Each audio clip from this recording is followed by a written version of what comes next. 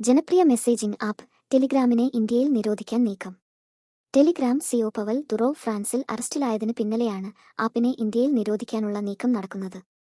Indian cyber crime coordination സെന്ററിന്റെ നേതൃത്വത്തിൽ ആഭ്യന്തര മന്ത്രാലയവും ഇലക്ട്രോണിക്സ് ആൻഡ് ഇൻഫർമേഷൻ ടെക്നോളജി മന്ത്രാലയവും ആപ്പിന്റെ പ്രവർത്തനങ്ങൾ സസൂക്ഷ്മം നിരീക്ഷിക്കുകയാണ്.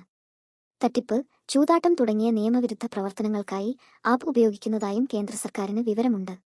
ഇതിന്റെ അടിസ്ഥാനത്തിലാണ് നിരോധനത്തിലേക്ക് കടക്കുന്നതെന്നാണ് സൂചന. ഇന്ത്യൻ സൈബർ ക്രൈം കോഓർഡിനേഷൻ സെന്ററുമായി ടെലിഗ്രാം അധികൃതർ വേണ്ടവിധത്തിൽ സഹകരിക്കുന്നില്ലെന്നതും നിരോധനത്തിന് സർക്കാരിനെ പ്രേരിപ്പിക്കുന്നതായാണ് റിപ്പോർട്ട്. രാജ്യത്തെ ദശലക്ഷക്കണക്കിന് ഉപയോക്താക്കളെ നിരോധനം ബാധിക്കും. കേന്ദ്ര സർക്കാർ നടത്തുന്ന അന്വേഷണത്തിന്റെ കണ്ടെത്തലുകളെ ആശ്രയിച്ചിരിക്കും ടെലിഗ്രാമിന്റെ ഇന്ത്യയിലെ ഭാവിയെന്നാണ് പുറത്തുവരുന്ന റിപ്പോർട്ടുകൾ. നിയമവിരുദ്ധ പ്രവർത്തനങ്ങൾ തടയുന്നതിൽ ആപ്പ് അധികൃതർ അശ്രദ്ധ കാണിക്കുന്നതായി കണ്ടെത്തിയാൽ രാജ്യവ്യാപക നിരോധനം എന്നതിലേക്ക് തന്നെയായിരിക്കും സർക്കാർ കടക്കുക. ടെലിഗ്രാം അധികൃതർക്ക് ഗുരുതര പ്രത്യാഘാതങ്ങളും നേരിടേണ്ടിവരും. ടെലിഗ്രാം ആപ്പ് നിരോധിക്കപ്പെട്ടാൽ പകരം ആപ്പുകളുടെ കാര്യത്തിലും ഉപയോക്താക്കൾക്ക് ആശങ്കകളുണ്ട്. സുരക്ഷിതവും സന്ദേശങ്ങളുടെ സ്വകാര്യത സംരക്ഷിക്കുന്നതുമായ ബദൽ ആപ്പുകളുടെ ആവശ്യകതയും ചിലർ മുന്നോട്ട് വയ്ക്കുന്നു.